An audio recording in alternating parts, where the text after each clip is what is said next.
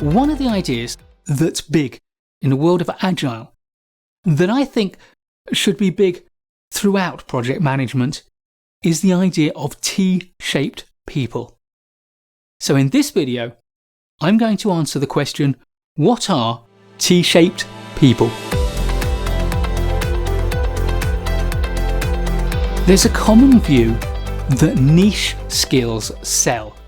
That is to say, the most valuable people are people with deep skills in a narrow niche. If you want to get on, become a deep expert. Many people will tell you. These are, if you like, I-shaped people. Their knowledge runs deep, all the way from the superficial level to the deep technical detail. But researcher Philip Tetlock revived Aesop's metaphor of the fox and the hedgehog.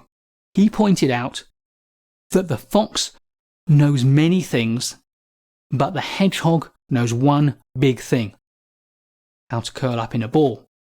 So this metaphor may not be familiar to people who live outside of Northern Europe, but the fox is a carnivore that seeks small mammals largely as its diet. It's seen as a tricky, adept, highly adaptable forager and hunter. Hedgehogs have only one mechanism to defend themselves. They have a prickly coat and they can roll into a narrow ball, which makes it very hard for any predator to eat them. Tetlock used this metaphor of the fox and the hedgehog to point out that when people try to make predictions, try to forecast the future, it tends to be the experts who know one big thing who do particularly poorly. Their lack of general knowledge tends to cloud their judgment. They see down a narrow train of events and make big errors of prediction. The people who have breadth to their knowledge understand the complex, interdependent forces that work on the subject and tend to be more accurate, more reliable predictors. So how can you get the best of both worlds? Well, that's where the metaphor of T-shaped people comes in. They have both breadth and depth. They are able to understand and work within a wide range of domains, but within a narrow range of domains, they also have great depth as well. How do you become a T-shaped person? How do you encourage the people around you to become T-shaped people? Well, I think there are two general strategies. The first is to cross-train in adjacent areas to your own area of deep expertise. To move outside of your own domain of expertise to adjacent topics and to start to learn about them as well. That way you gain breadth and you can gradually increase the depth in some of those areas too. The second is to take up or to provide as many opportunities as you can for informal and formal learning, reading, formal training, seminars. As a project manager, as a project leader, provide those opportunities for your team and take them for yourself. That way you can really broaden your knowledge. And whilst online PM courses videos aren't sponsored, we could think of this one as being sponsored by our sister channel, Management Courses.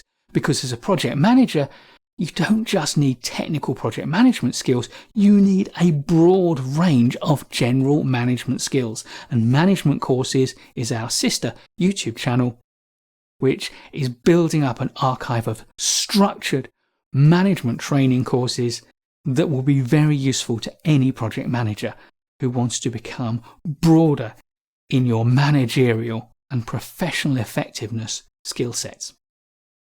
Agile extends the concept of T-shaped people to the concept of T-shaped teams, teams that have great breadth and great depth, and depth in a broad range of topics. A T-shaped team can be more self-sufficient and can act autonomously within a broad range of parameters, constrained only by the goal, the objectives, and the plan for the project. This makes T-shaped teams particularly effective. The existence of larger, more effective T-shaped teams also makes siloing less of an issue on big projects. And siloing is where teams work within their narrow work stream and don't talk effectively from one team to the other. There's also less key person risk within a T-shaped team because generalists can fill in when there are resource constraints around the experts. If I have some expertise, I become a key person risk, but if there are people around me within my T-shaped team who have a measure of understanding of what I do, they can supplement my skill set, handle times of overload and stress, and also fill in should I need to step away from the project for some time. Also, with T-shaped teams, there's less reliance on the one person who knows about everything that's going on within a work stream or indeed across a whole project. If everybody within the team knows something beyond their own expertise, that way the patchwork of T-shaped people within a T-shaped team can create a hive mind that collectively knows everything that's going on, even if no one individual is there who does know what is going on across the whole project or across the whole work stream. So that's the concept of T-shaped people and of T-shaped teams as well. It's a valuable concept. It's widely used within Agile Project Management. Whether you're an Agile Project Manager, a traditional predictive project manager, or just managing some small initiatives within your organization, encourage T-shaped people and build T-shaped teams for the greatest level of project effectiveness. In this video, I want to answer the question, what is the cone of uncertainty?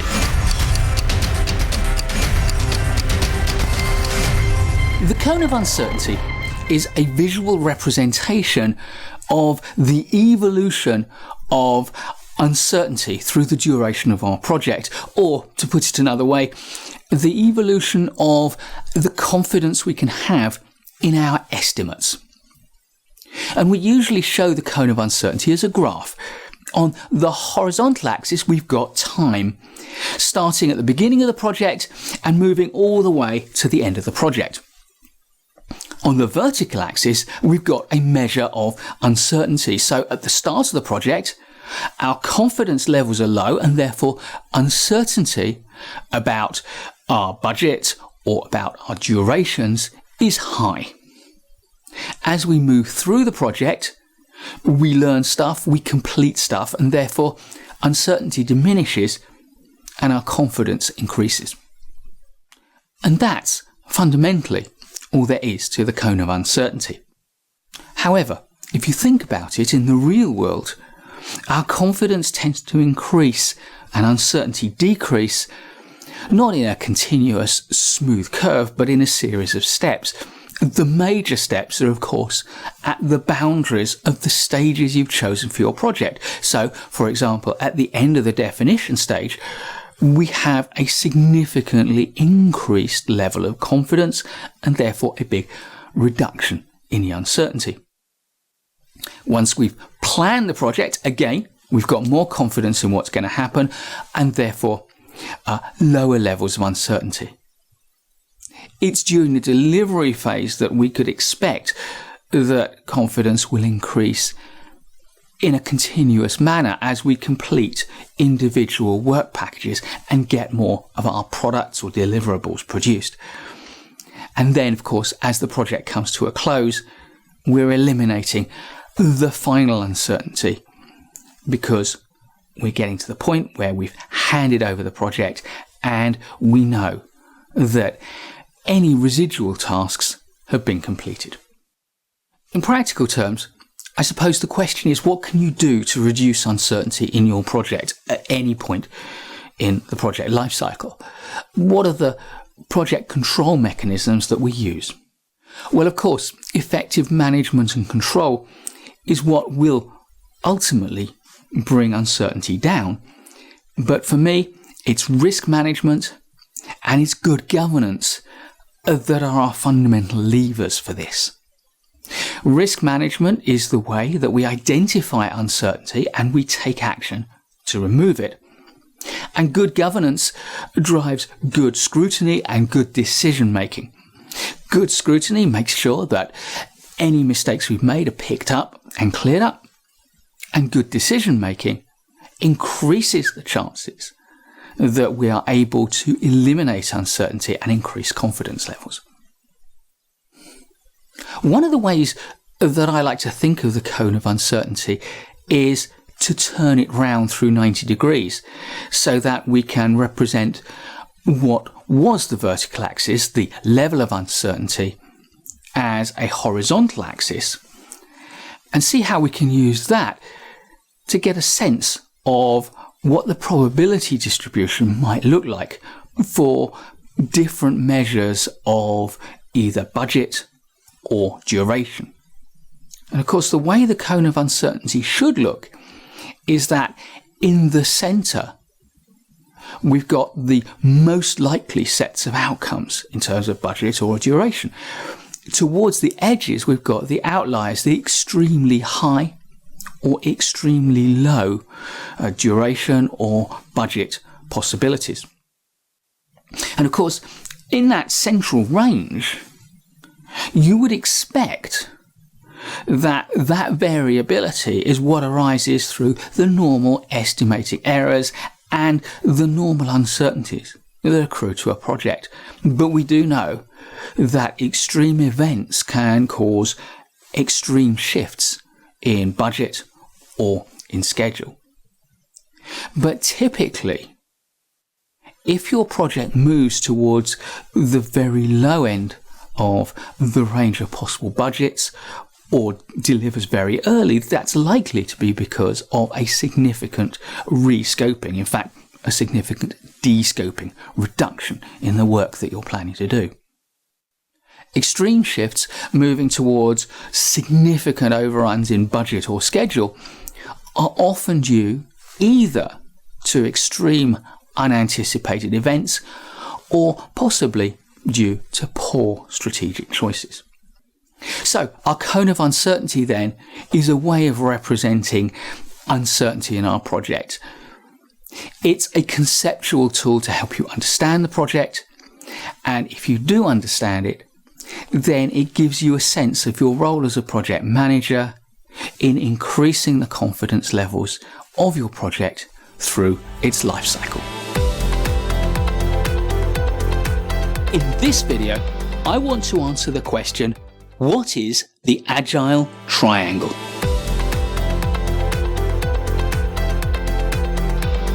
In traditional project management, we have the iron triangle of time, cost, and scope. And here, I'm not going to get into the reason why I prefer the British version of time, cost, and quality. I've covered that in another video about the iron triangle. Here, our job is to discuss the Agile Triangle, what it is and how it differs from the iron triangle of traditional project management. So the traditional iron triangle, time, cost, and scope.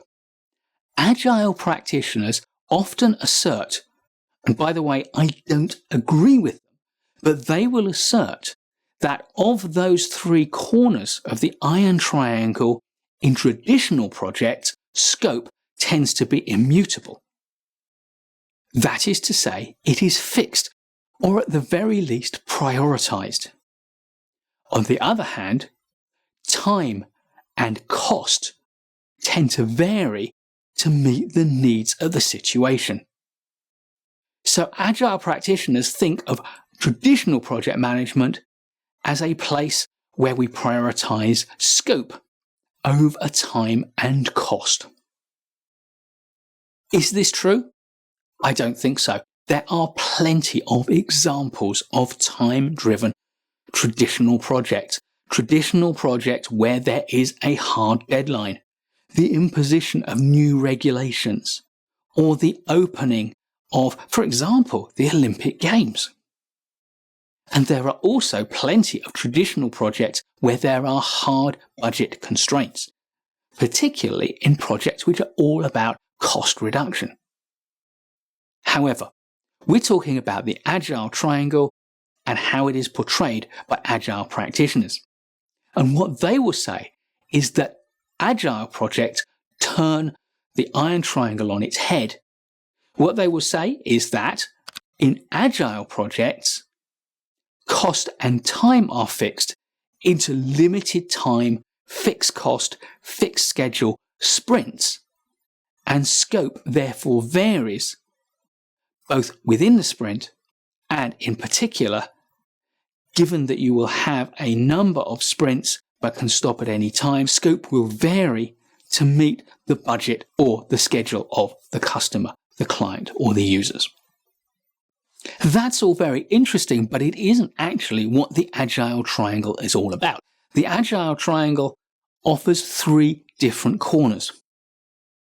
This is a triangle of value, quality, and constraints.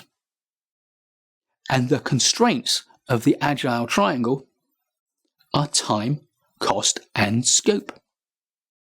Agile Project Management places its focus on delivering value and quality to the users, and it does so by working to diminish the constraints. So it is balancing the extent of the constraints against the value and quality that the project team intends to deliver to its users.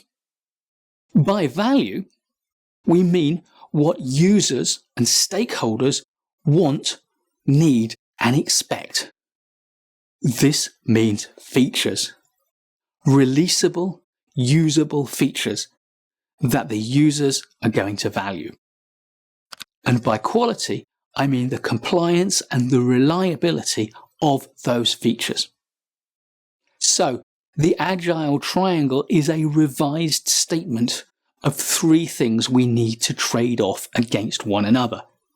If you want more features, you either have to manage the constraints or reduce quality. If you want higher quality, again, you need to work on your constraints or accept fewer features and less value. And if the constraints come to the fore, you are going to therefore have to sacrifice value or quality. The Agile Triangle is a useful way of thinking, not just for Agile projects, but for all projects. And it's not so very different from the Iron Triangle. It's another way of thinking that gives us additional insight, but uses the same basic principle. There are many methods for technical problem solving and creating new products. But in the world of project management, and in particular in the world of Agile Project Management, all the rage at the moment is design thinking. So in this video, I want to answer the question, what is design thinking? Design thinking is a technical problem-solving method that learns a lot from the world of industrial product design. Design thinking is characterized by being very much human-centered. It focuses on the needs and the behaviors of the people who use the products and solutions that design thinking creates. It's also highly iterative, and therefore it's ideal for dealing with poorly characterized and only partially understood problems.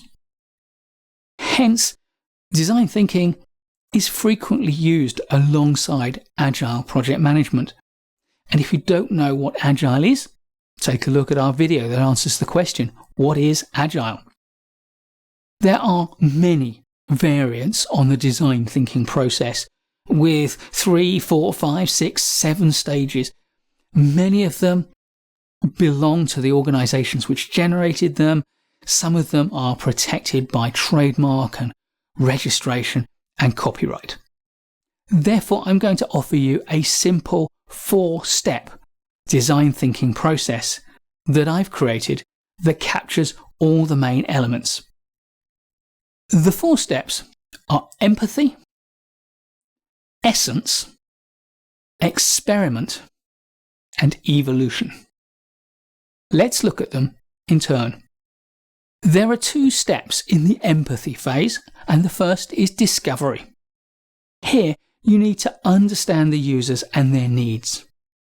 You need to empathize with them and get into their minds. Understand how they approach the problem that they've got and how they might want to use the solution. Step 2 is define. We need to define the problem. We need to challenge any underlying assumptions and redefine the problem from what we thought it was to what we've learned that it really is from our understanding of the users and their needs and their mindsets.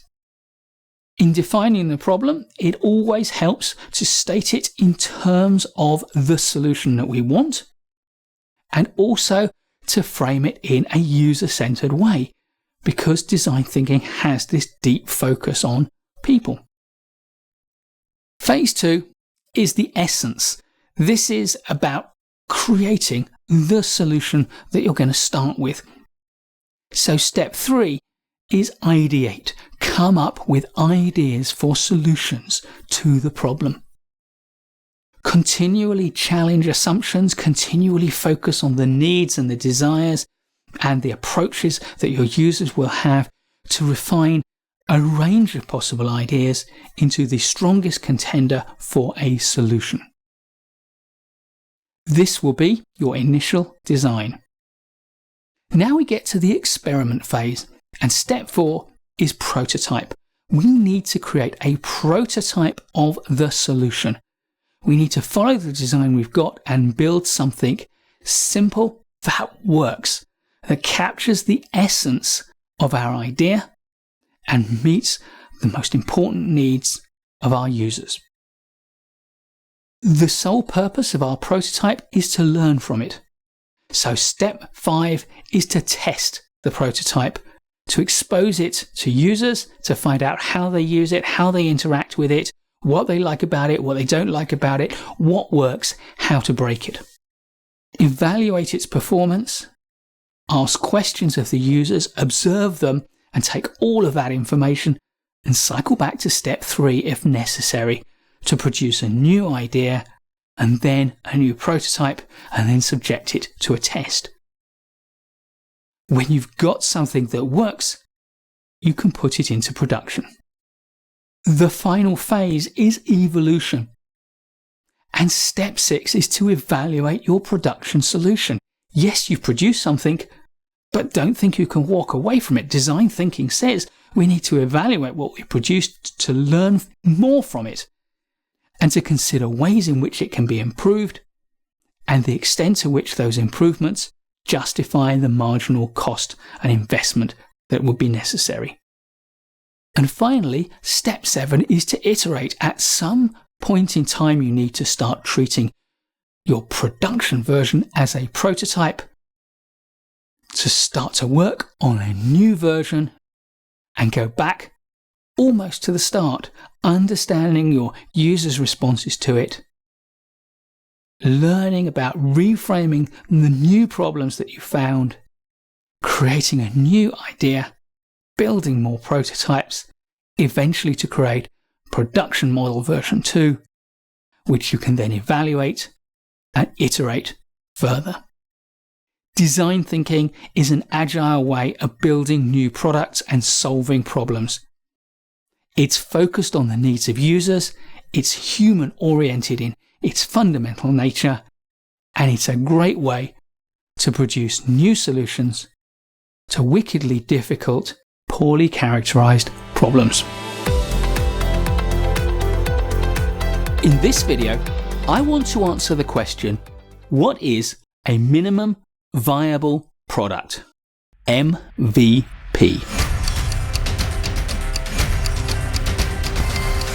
A minimum viable product is the first version of a product, the solution to a problem. And it's one that contains enough features, is of high enough quality to attract a first set of customers, and, crucially, to be able to gather valuable feedback and information about how customers use and value that product. Frank Robinson coined the term minimum viable product in 2001. But it was Steve Blank and Eric Ries who popularized the term.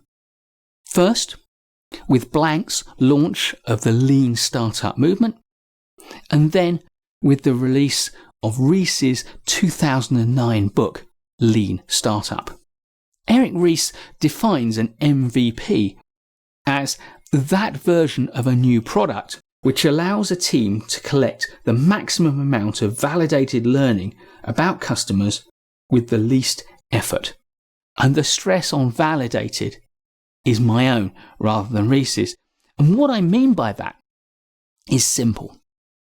If you ask potential customers about how they will use, how they will value, how much they would pay for a product, when it's a hypothetical product that might be delivered, you will get potentially a very different set of answers to asking them the same question about a real product, giving it to them and seeing how they actually use it, offering it to them and seeing how much they will actually pay for it.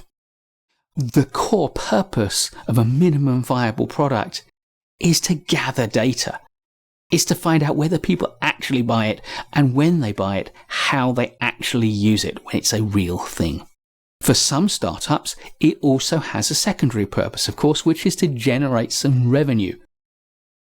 To be able to sell something to customers in the early stages of the startup so that you can return some revenue to the business, not only to give confidence to investors and to hook perhaps new investors, but also to inject some valuable cash flow into a business, particularly if your lean startup doesn't have a lot of funding.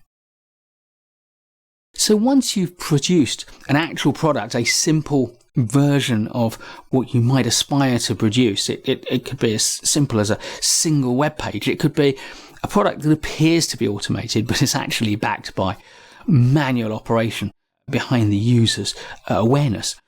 Once you've got that, you can collect valuable information and feedback. You can allow customers to use the product and to ask them questions about how they use it, or indeed gather information in numerous different ways. The sooner you find out how customers use your product, the sooner you can adjust your plans and therefore the less commitment you need to make. And of course, if customers don't value the product, don't use it, don't want it, then if you find that out early, while you've made a minimal investment into your minimum viable product, then you've minimized the risk, the amount of money and time and resources that are wasted. It's important to note that the idea of a minimum viable product is not about producing the absolute minimum functionality that you can get away with and make the thing work. It's actually about producing the minimum functionality and quality that will allow you to learn what you need to know. Because an MVP is about gathering information and it's about managing risk. It's also important to recognize that although minimum viable product appears to be very specific, it's going to be problematic defining what you actually mean by minimum, what you mean by viable, and what you mean by product. However, it's fundamentally, for me, about risk management. Because if you think about it, producing the MVP adds a stage to your project or your product development lifecycle. That has a cost, it has time implications. But in exchange for those costs, you can reduce risk. And you reduce risk because you learn what the customer needs and are able to adjust before producing the final product. You can also look at the MVP process as a part of quality management. The ability to produce a minimum viable product and then to find out what its shortcomings are in terms of quality and where you need to boost quality for the final product will allow you to plan a better end product. So, to summarize, a minimum viable product is an investment. It's an investment in managing risk. It's an investment in producing a better product. It's an investment in managing quality. And that investment is recouped because the minimum viable product allows you to study customer and user behaviors in the real world to find out if they want the product, what they will pay for it, and how they use it.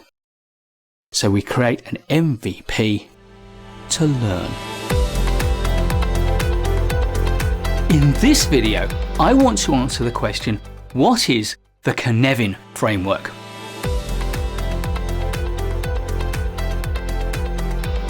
The Cynefin Framework is a model for the different kinds of problems that we can face.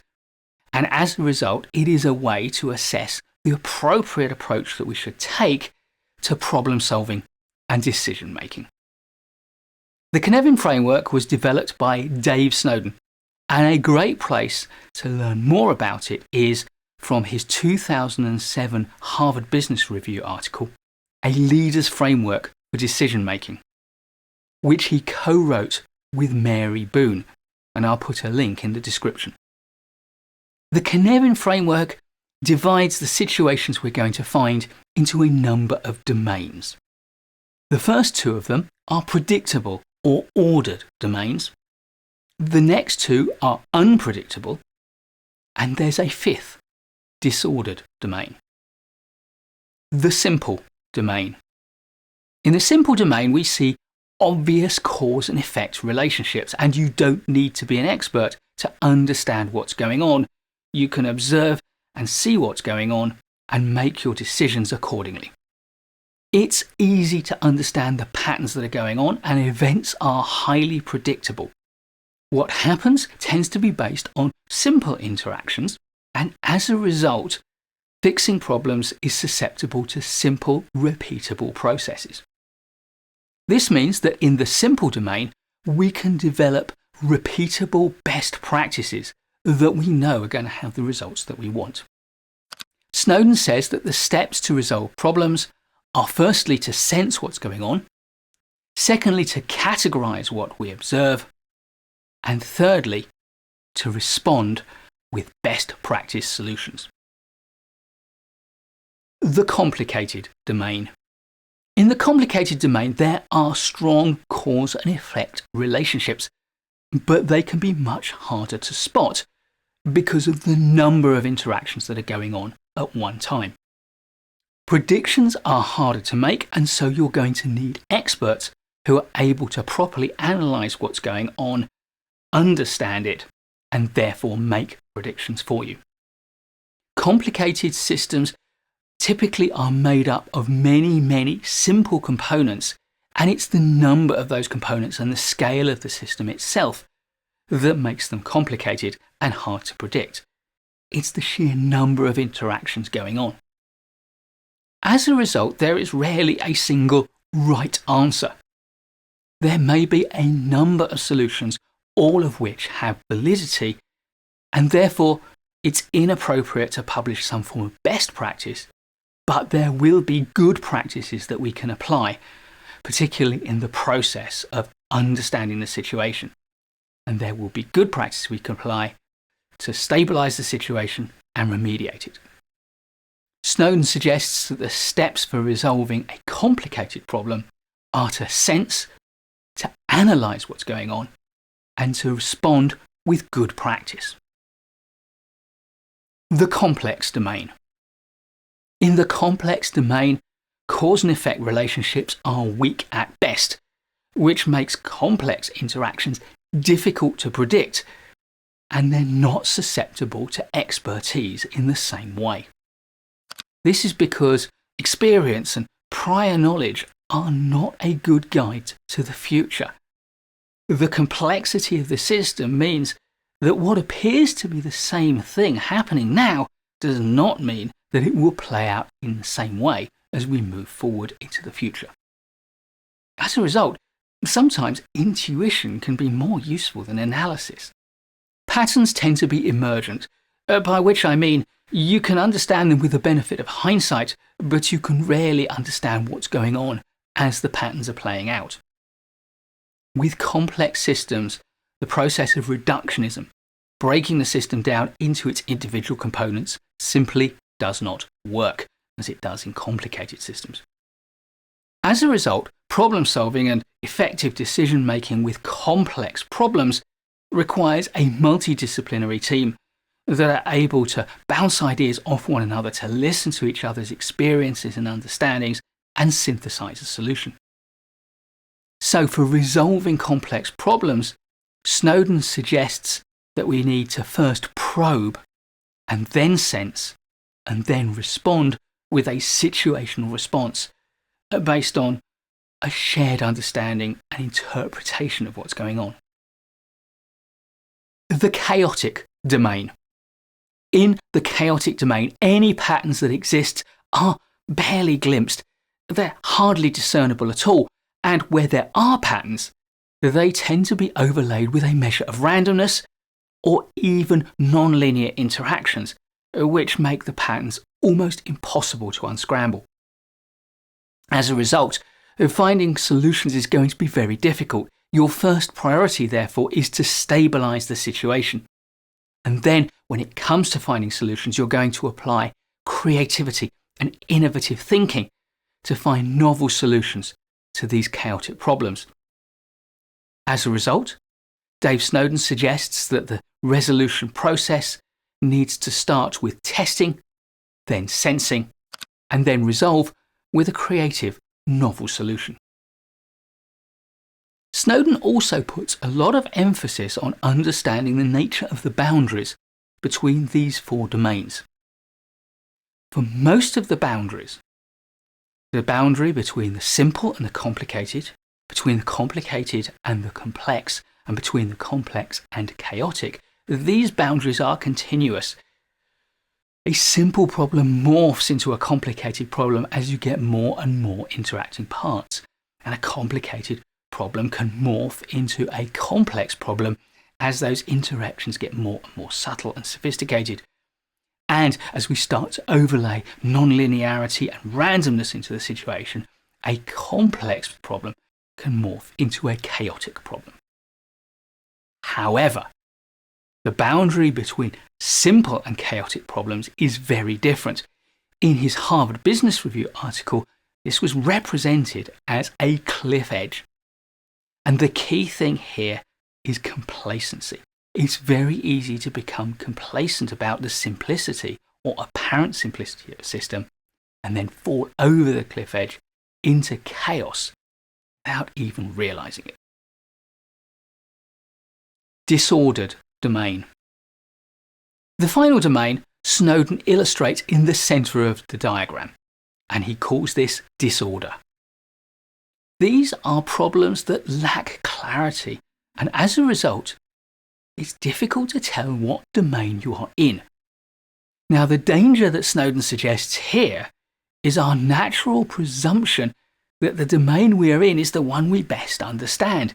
We default to treating a disordered problem as if it's a problem that we're most familiar with. So, if most of your work experiences are all about following straightforward processes to get predictable results, you are most likely to assume that the problem you have sits in the simple domain. However, if you're used to applying analysis to every problem and drawing in expert judgment, then you're likely to interpret the problem as coming from the complicated domain. If you've had most of your successes through forming consensus around team discussions and drawing in lots of different points of view, then your first presumption is likely to be that the problem sits in the complex domain. And if your predilection is towards a command and control environment and an autocracy where one person is clearly in charge and tells everyone else what to do, then you'll probably assume it's in the chaotic environment and you can just find a solution quickly and instruct people to make it happen. However, as you would guess, the correct thing to do is to assess the situation carefully to properly understand the domain within which the problem lies. Only once you've done that can you select an appropriate response style for the situation. Please do give this video a like if you've enjoyed it or learned from it. I'll be making lots more great project management content for you, so please do subscribe to my channel and hit the notification bell so you don't miss any of that content. And I'll look forward to seeing you in the next one.